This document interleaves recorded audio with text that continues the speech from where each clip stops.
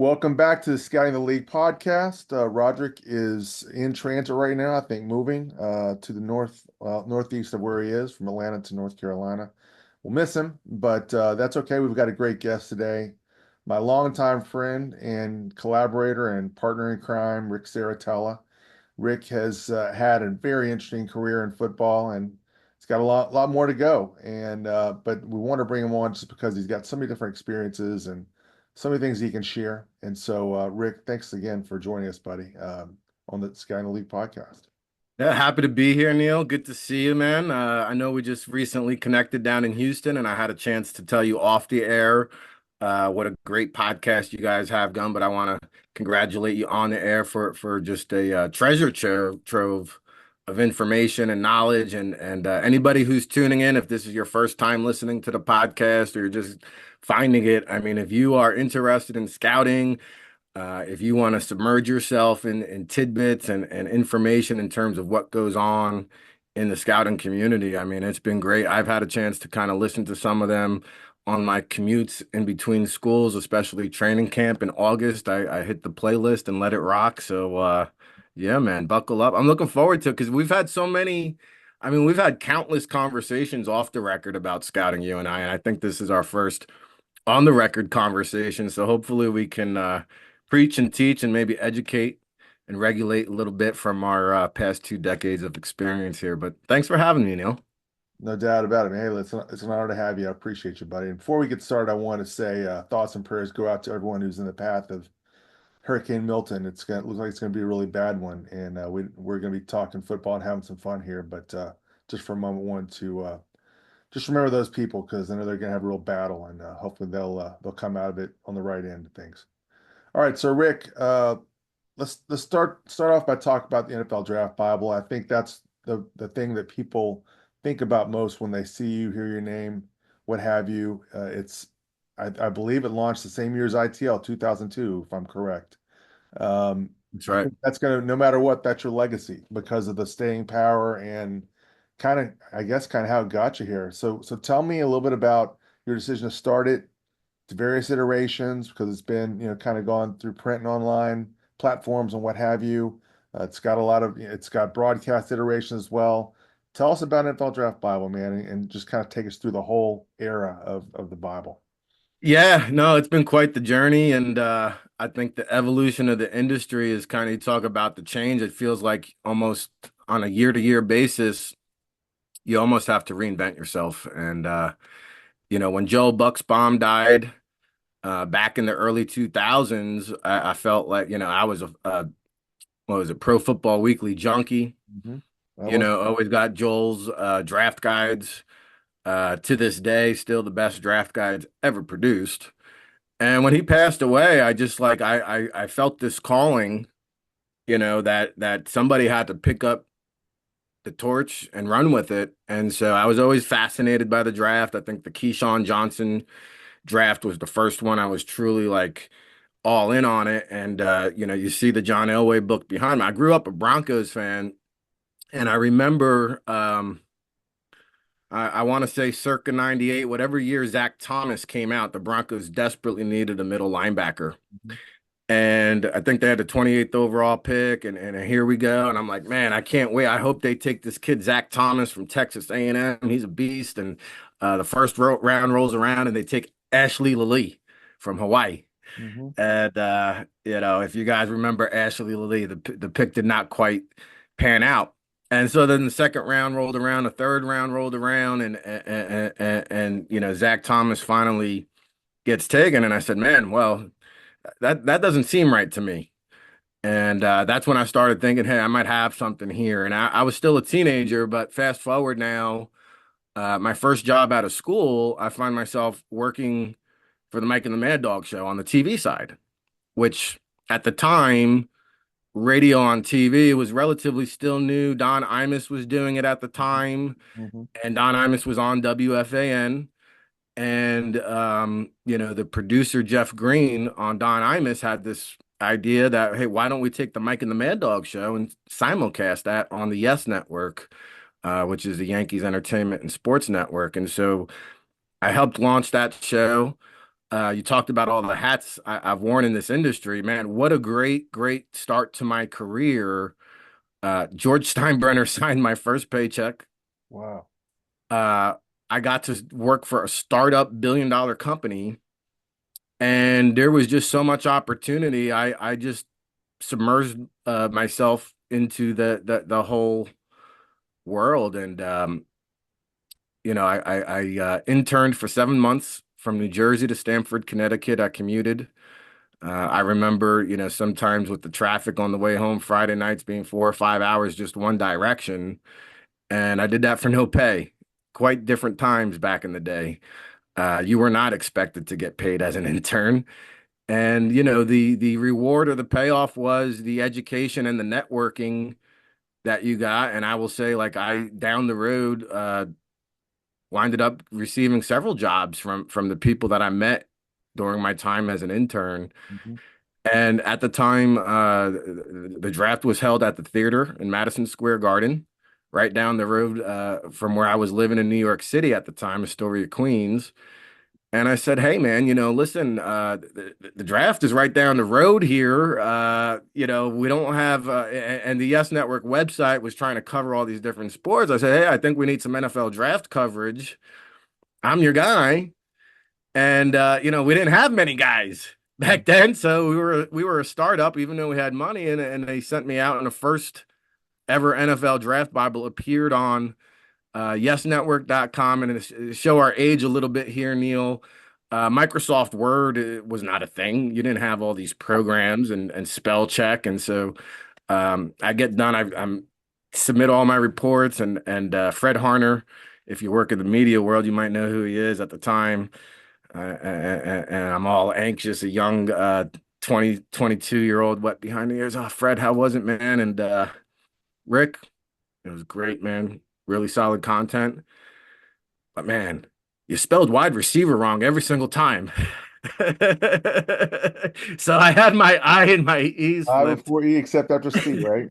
Yeah, right. So and back then you had to go and manually edit all that stuff, and so that's kind of the humble beginnings. And you talk about the staying power, but man, it took probably a good decade in the trenches to finally get some street cred and go from, and as you know, with the startup, going from having to, like, you show up on site and you've got to like give this whole spiel, who you are, what you do, what you're about, to finally showing up and they already know who you are, what you're about. Mhm. And that was a pretty cool evolution, but it did take about 10 years for me to build my network and working in the media side before I kind of took the leapful faith and went off and did this full time.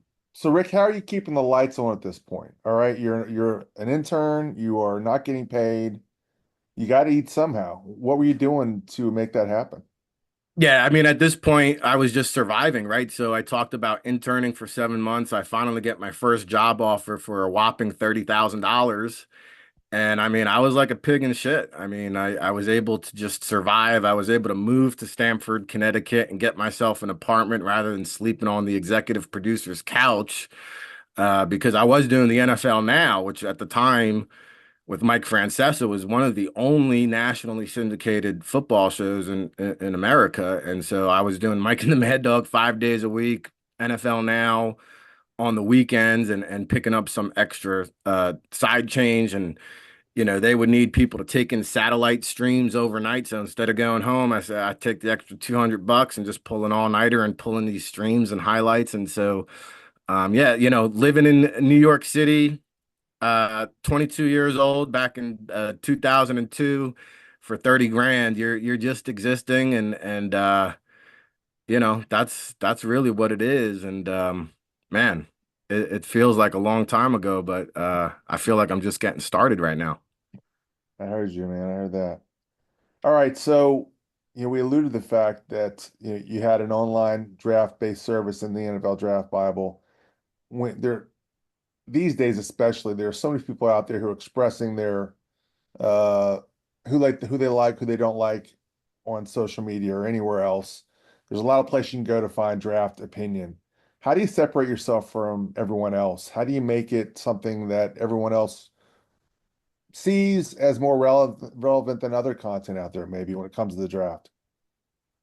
Well, I mean, to that point that you just referenced, I try to block out all the noise, Neil. I mean, less is more for me. So the less I pay attention to what other people are saying, there's very few people who I really care about what they have to say or actually do the work where I might put some weight into their analysis. But for the most part, I try to have my blinders on.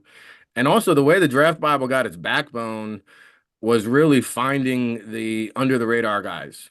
And the small school prospects are a little bit more scarce now with the NIL. But 20 years ago, finding those diamonds in the rough, those under the radar FCS small school guys, there wasn't too many folks doing that at the time. And so while everybody could tell you who the first round guys were, the top 100 guys were, I was telling you who those, back in the day, it was only 2 days of draft, but I was telling you the late round guys, the undrafted guys, the small school guys who are going to get overlooked.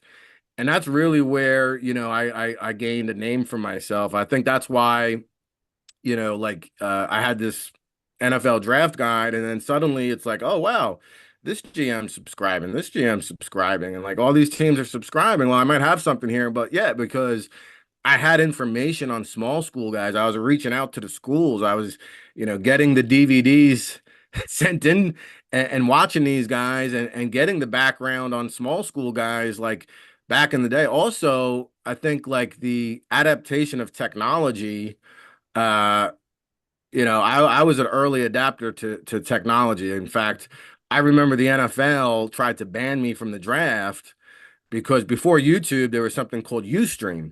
Hmm. And we did a live draft broadcast from inside Radio City Music Hall, I think 2007, before YouTube was even launched. And the NFL was like, oh, no, you're banned from the draft. You can't be doing that. I'm like, whoa, whoa, whoa, whoa. That's not in the media policy.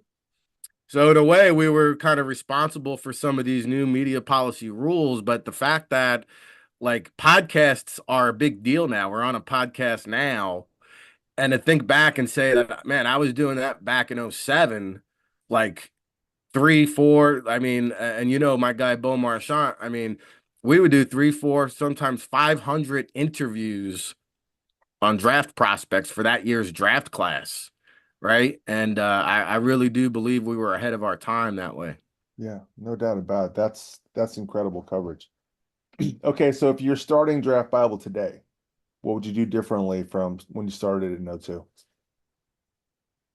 Well, the landscape is completely changed radically. It's amazing. I had a print publication up until 2 years ago, but the costs are so astronomical, it's not feasible. Right. So you could just forget about an online print publication. There's no profit to be made there. And so, that's kind of what I've done when you talk about reinventing yourself and having to evolve with the times. It's also like understanding that if you're coming at the draft industry from a media standpoint, you have to have the awareness that it's essentially a 4 month season from January to April. And if you're good at it, you can squeeze 6 months with the bowl season and the recap in May. But really, when the bowl season starts, draft season starts. Hmm. And nobody really wants to hear from me the other 8 months of the year, right? And I'll get more interview requests in March and April than I will the other 10 months combined. Hmm. And so you've got to be creative. And I think that's where my media background helped on the scouting business side of things, where in the off season, I could go to an NFL red carpet event, or I can go to a football camp and chop it up with guys and just talk football. And I'm a football dude. I think I'm a football traditionalist. I do believe that shines through. Like if you have a conversation with me, I keep it real, I keep it authentic, and I keep it to the nitty gritty, man. I'm not gonna get too far down the side roads of analytics and uh, you know all the data and technology that's available to us. Now, does it have value to me? Sure. Um, do I place emphasis on it? A little bit. But at the end of the day, man, we've gotten too far away, I think, a little bit from the good old eye test. And, I have a newsletter going out tomorrow and just what a joke. Like, for example, Alabama just beat Georgia 2 weeks ago, and they trounced Wisconsin the week before. Yet now they're below Georgia in the polls because they lost to Vanderbilt by 5. And it's like, it's such a joke the way the media, the coaches, and I'll even say the scouts, and then a lot of people won't like me saying it. I mean, everything is just as media exposure has grown, so has the groupthink mentality.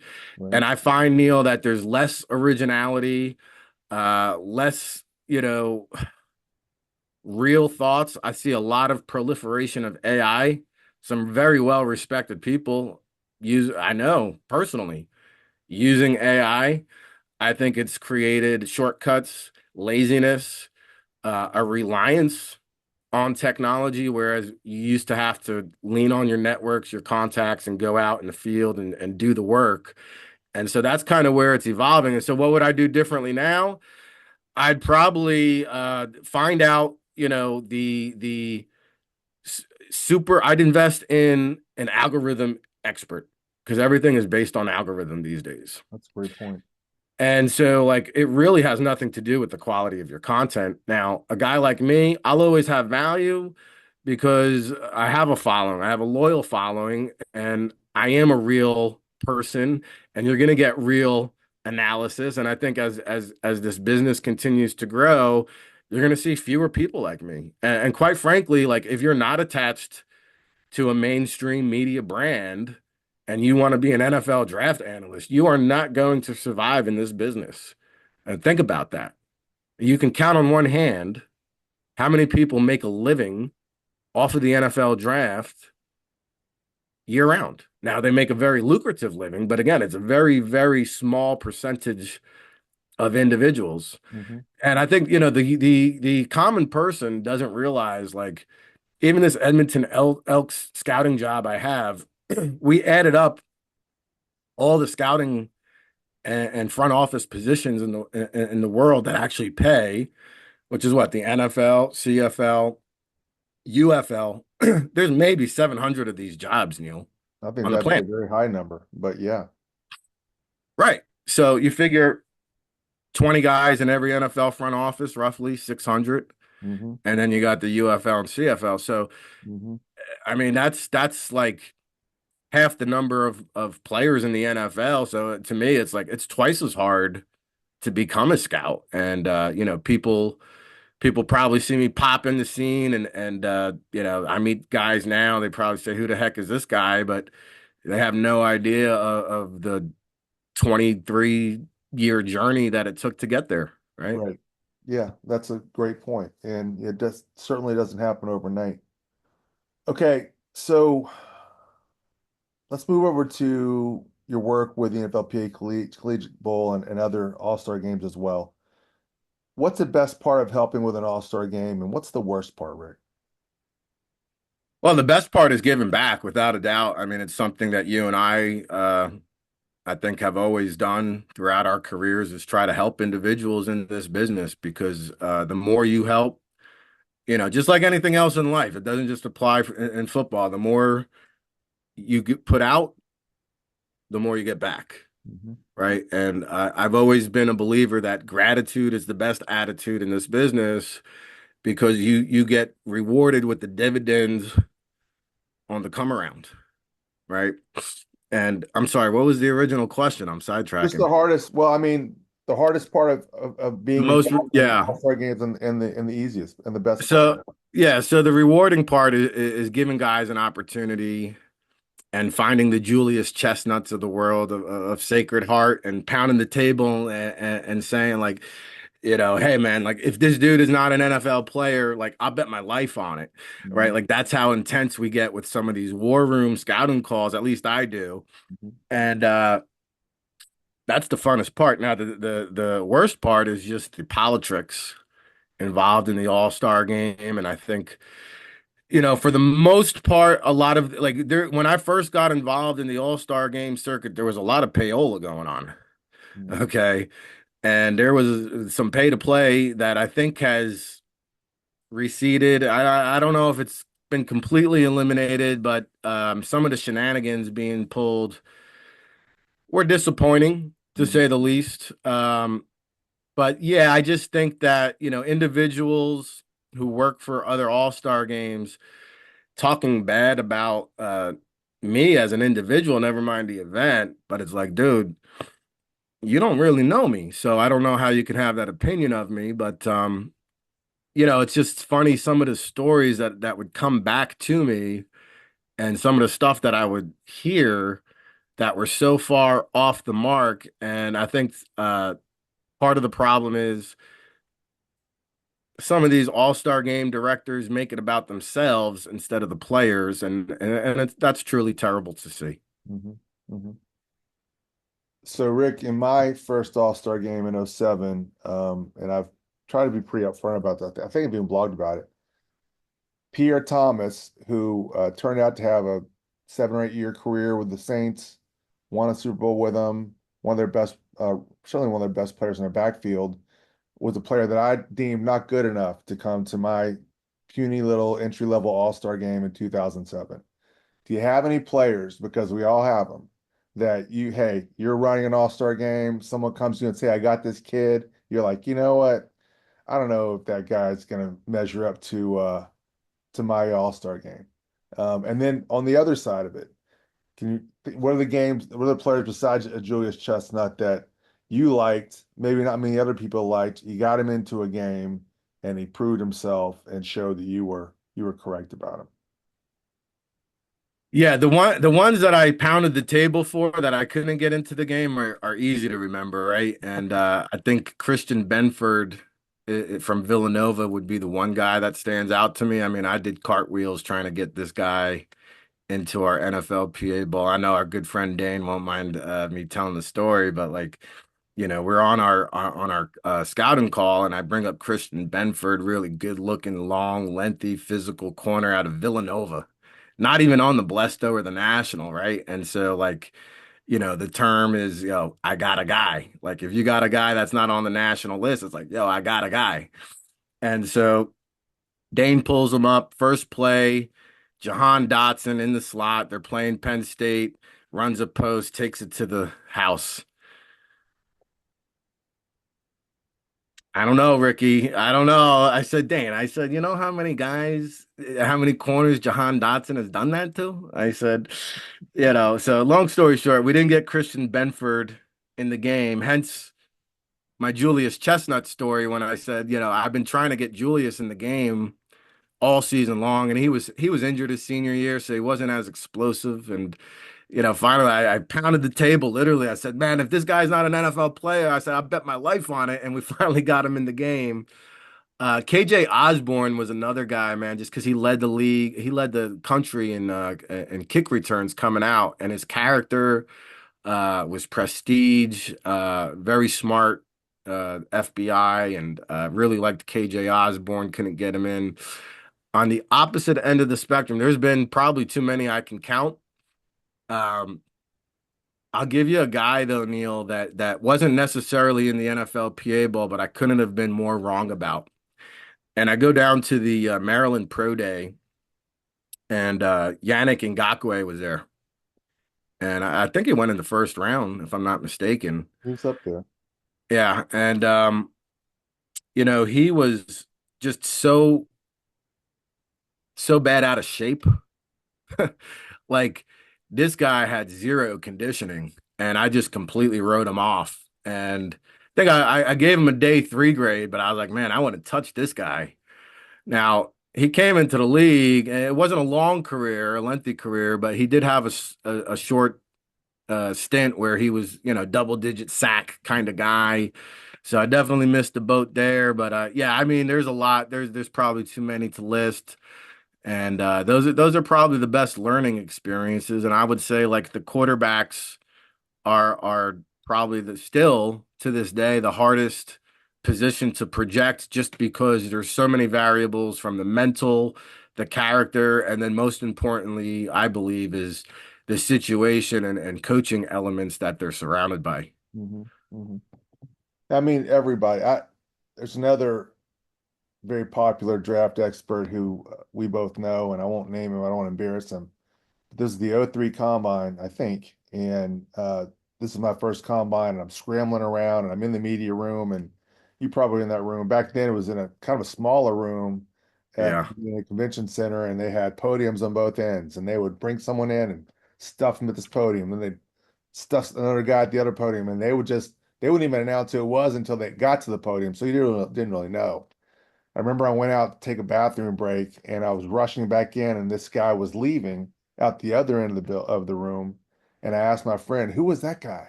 And he said, "I don't know, some fat guy. I don't know. He wasn't that good." And I was like, "Well, who was it?" It was Jason Peters. I mean, at the time, Peters is an overweight, oversized tight end at Arkansas that no one really kind of knew because he was. And then I guess it was the Bills, or I think it was the Bills that converted him to a tackle, and the rest is history. And we all get caught in that. We think we know players, and but we always get a few that slip past us one way or another, for sure. Well, yeah, I think it's important to point out, like, draft picks in a way is a lot like, not a lot like, but I compare it to baseball. Like, if you're batting 300, you're doing okay. Yeah. Okay, you start getting up around 40 to 50%. Now you're in a league of its own, and it's very difficult, and that's one of the things that uh, I hope to have on the All Access football is going back and grading the GM drafts and just how good were they? Because I don't think there's been anybody that's kind of held these guys, I don't want to say accountable, but I don't think there's been anybody out there that's tracking this kind of stuff. And I think that's kind of one of the next things that I want to do with our coverage. And if there's somebody out there listening to it that wants to beat me to the punch and jump on it, hey, go for it, man, because I want to see the results. And I would I'm too. curious to see the hit rate and the success rate because it's tough, man. Yeah, it is tough. It's really tough. I mean, that's been shown in our the best draft award. We've been doing it, I guess, for 7 years now, and we don't have a repeat winner yet. There are a lot of teams that do well, but to do it consistently is really hard. And that's been borne out by the numbers, I think. Okay, so we've seen participation in college bowl games. I mean, they're now treated almost as exhibition games. It's a very voluntary thing more often than not. You don't see the stars playing those games. They're going off and getting ready for the draft. In 10 years, do we see that happening in all-star games, Rick? I mean, to some degree, we already are with the guys that are locked first rounders who may have a status that's already pretty much assured. Do we still have enough players in 10 years to populate? I mean, we have 5 all-star games in. Can we populate 3? Can we populate 2? Will players see themselves as being above that if they're not getting direct compensation? And right now that's barred by the NFL. Where do you see the all-star landscape? How do you see it changing in the next 10 years? Well, I do see it being reflective or somewhat mimicking the college football landscape in terms of I do foresee some sort of like NIL or pay for play at the higher events, and I know Jim Nagy is a advocate against it, and I think Eric Galco is an advocate for it. And so it'll be interesting to see how that dynamic plays out over the long term because I think once one game does it, the other has to do it to remain relevant or compete. Um, I don't think the All-Star games will ever go out of business just because there's always going to be a need, whether it's the day three guy that thinks they're a top 100 guy or, a guy that's kind of a top 100 guy who thinks he's a first round guy or, a small school guy that just the scouts didn't come to the campus as frequently as some of these Power Four programs did. So I think there'll always be a necessity for an All-Star game. I don't know, like, you've seen some of the smaller scale games have to go to a pay to play type of model.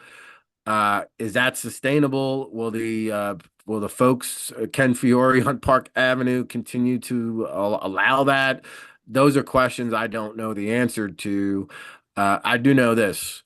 There's two games that actually make money in terms of an overall operation on the All-Star game front. So any of these other games that want to stay in the arena, they're going to have to get creative. right? And I'm not sure that there's long-term sustainability for the smaller games, but as long as Mobile is got that oil money and shipping money in Alabama, and the Shriner Hospital is going to back the East-West Shrine game, those two games aren't going anywhere.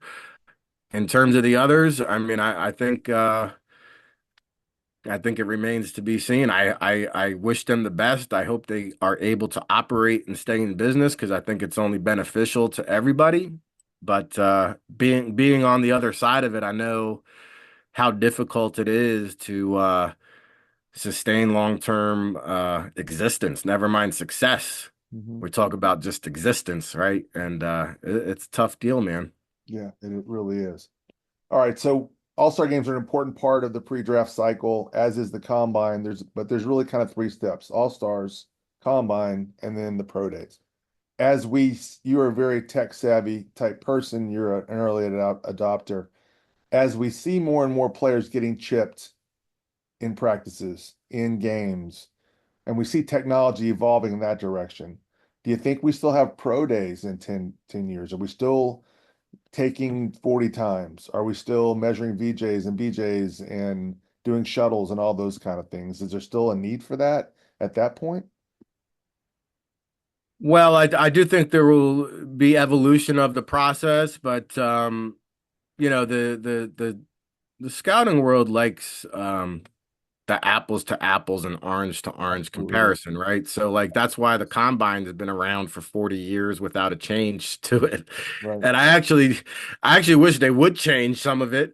One, because I think some of it's outdated. Two, because everybody knows what's coming. And no wonder why they get bigger, stronger, faster every year because they have these combine training multi-million dollar facilities dedicated to just specifically training for tests that they know that are coming. I mean, why not have a rotation of different drills that you kind of every year it might be different and switch it up? I think that would be a much more effective way of testing players. And then also like I like the some of the new next gen stats like the miles per hour to me is much more telling than a 40-yard dash. I mean, I will tell you, Neil, that what an in-game, like give me the guy's max in-game miles per hour, and I will value that number more than I do the 40-yard dash. I think the 40-yard dash is so overrated and really just a big easy way for evaluators to get caught up in mistakes Mhm. is putting too much emphasis on the four. And we've all been guilty of it.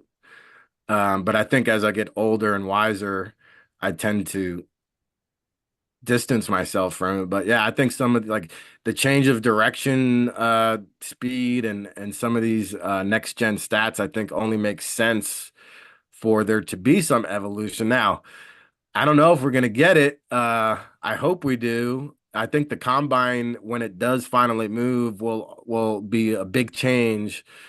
I just don't know when that's gonna occur. And I think pro days will always be around until again, unless like to me, and I'll get off my soapbox here in a second, but to me, the pro day circuit never made sense.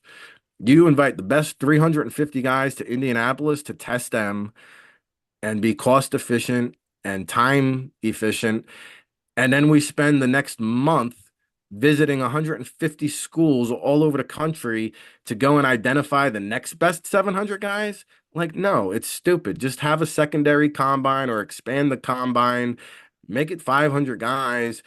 And, one of the worst things, and this was due to the incompetence of, again, Park Avenue, the NFL office, unable to execute a regional pro day.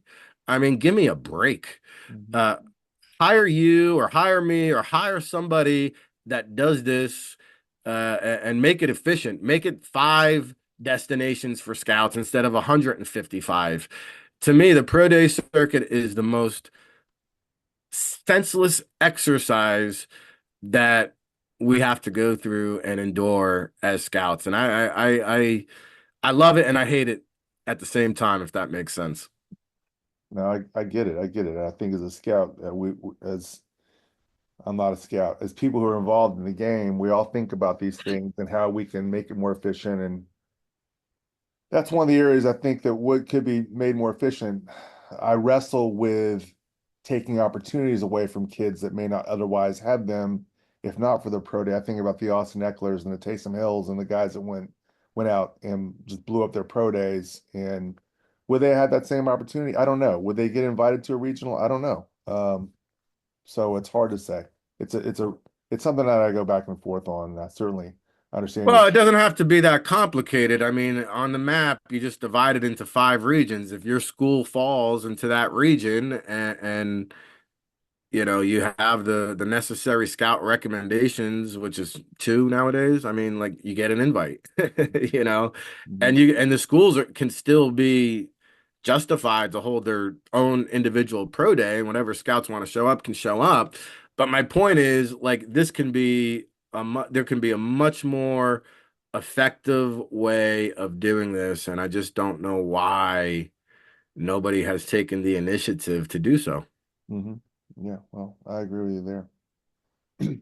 Okay, so you have made the jump that all of us who kind of work in quasi-media circles would love to do, and that's actually working for a team, being a part of the evaluation group and what have you. How did that evolve? How did that take place? And, what was your biggest reservation about taking the job with Edmonton?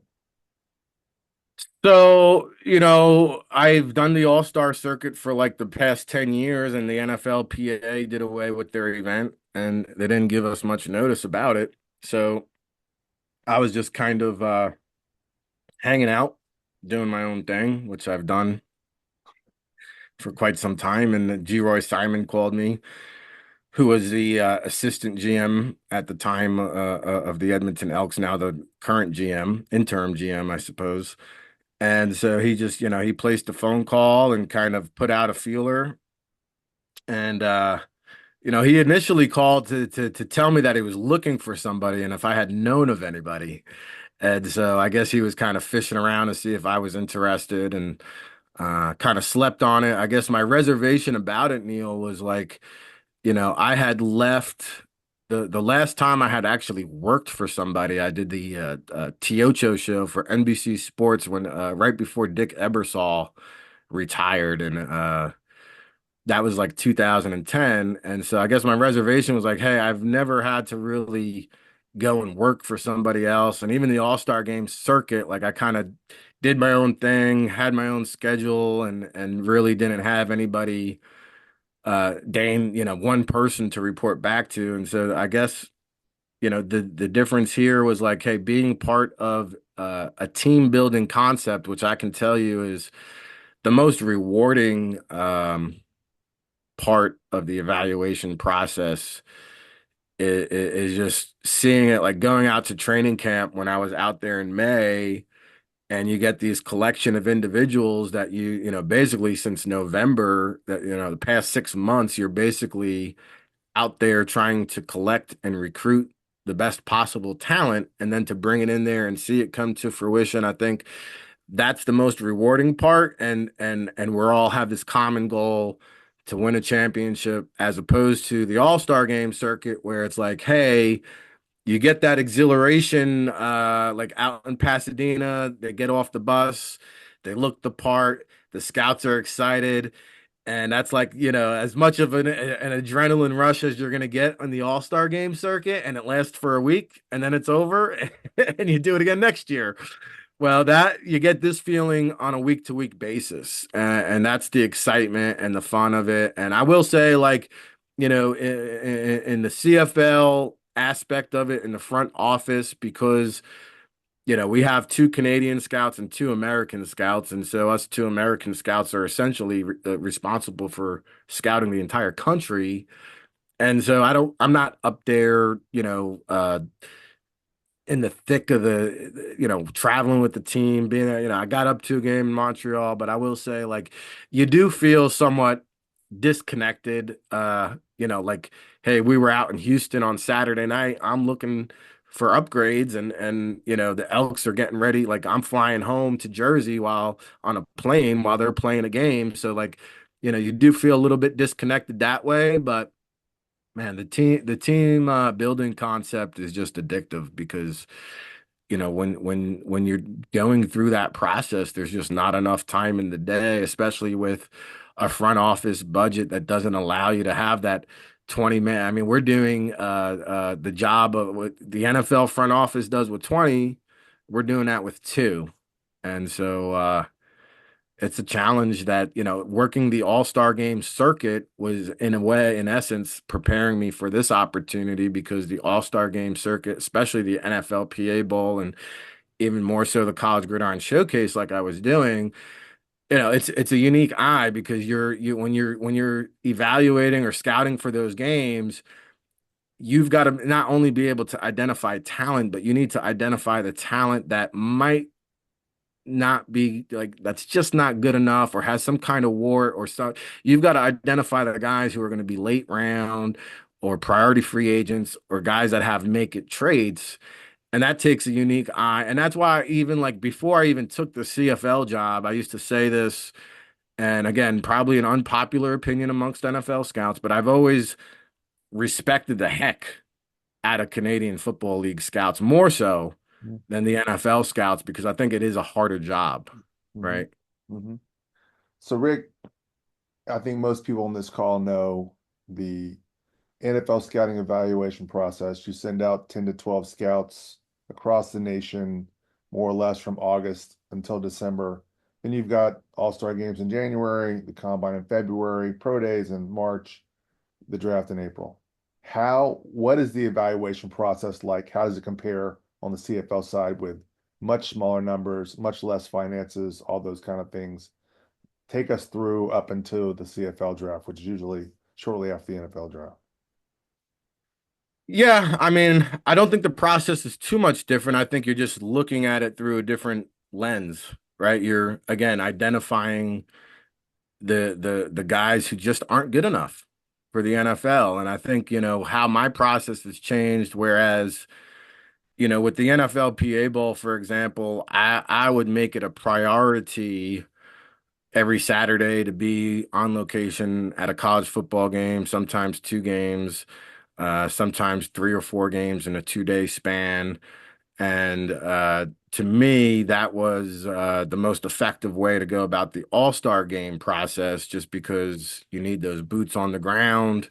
We also had a setup where, we had regional scouts.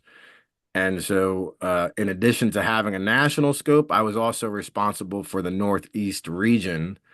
And so, to do that effectively, I would get out there and utilize my networks and contacts and do it that way. I will say with the Canadian Football League, for me to take the time and travel, okay, and say on a Saturday, drive a couple hours to a game, be at the game for 4 or 5 hours, and drive a couple hours and take all. In some cases, you might go up, shoot up Friday night, or you spend the overnight Saturday and you shoot home Sunday. For me to take all those hours just to go see one game, it's really not conducive to the process, right? Because like I find myself here on Saturdays being able to evaluate a much larger scope of prospects utilizing PFF, right? And so I can cast a wider net that way. But yet, at the end of the day, to go back to our first question, I am a traditional football scout, and there's nothing that replaces in-person scouting. To me, that will always be the most effective, efficient, best way to limit your mistakes, increase your hit rate, and it's all because of your network, really. Knowing who to listen to and I know we joked about the Rutgers program and not giving out information, but here's something I learned from Shiano when it comes to scouting or recruiting. And he said something. This was his first stint at Rutgers, and it resonated with me early on. And he said, "Yo, I don't have to scout." Okay. He goes, "They tell me who I need to look at, right? Like the high school football coaches in New Jersey want to send their kids to, they tell me who I need to be looking at, right? And to me, that's half the battle. Knowing who to listen to and who to trust, right, is half the battle. Now, once I've identified that or established trust in someone that I can lean on their opinion, now it's up to me to go and do the due diligence and the homework and go through that process and follow up. But I think that's half the battle. And also, like the eye test. I mean, you just don't get that on film. How a guy looks, how a guy moves, that change of direction. If he's got a bubble butt, if he's got rocked up calves, if he's got Saquon thighs, like it just doesn't shine through on the PFF like it does when you're down there on the field, pregame warmups. And to me, like if I had to choose, like I would be out there every Saturday if I could.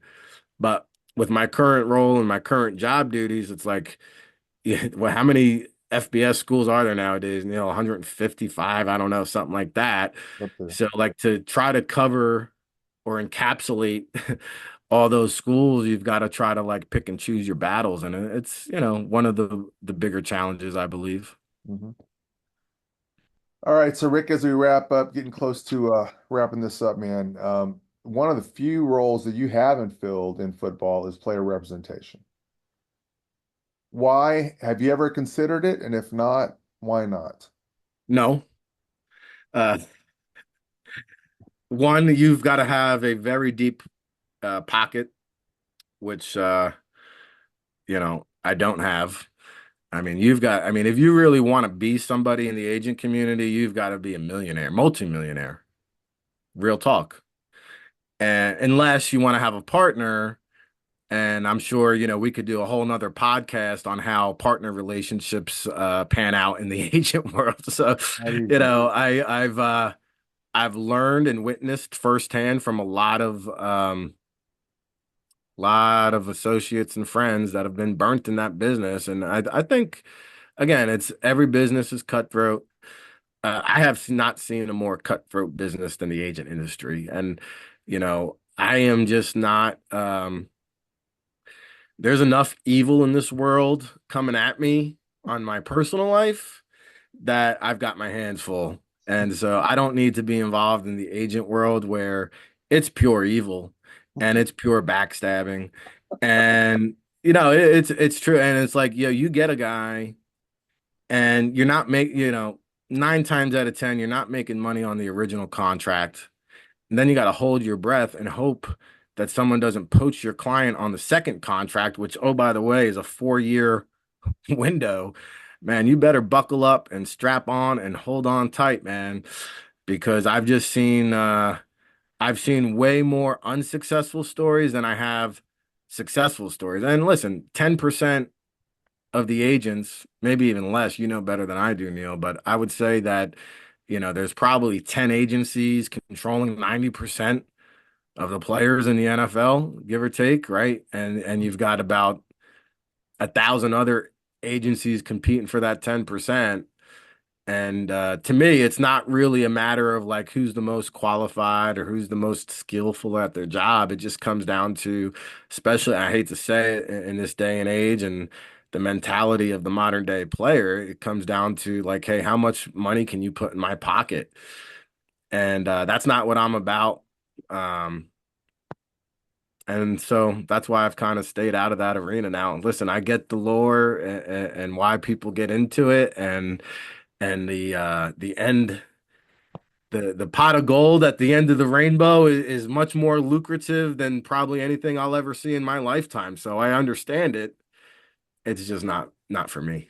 And funny enough, I somehow found my way teaching an agent apprenticeship class because I've had so many dealings and have been involved. And maybe that's why I tend to stay away with it, Neil, is I've been brought in on some of these negotiations and have had to pick my jaw up off the ground and witness things that agents have done that I just never in a million years could see myself do.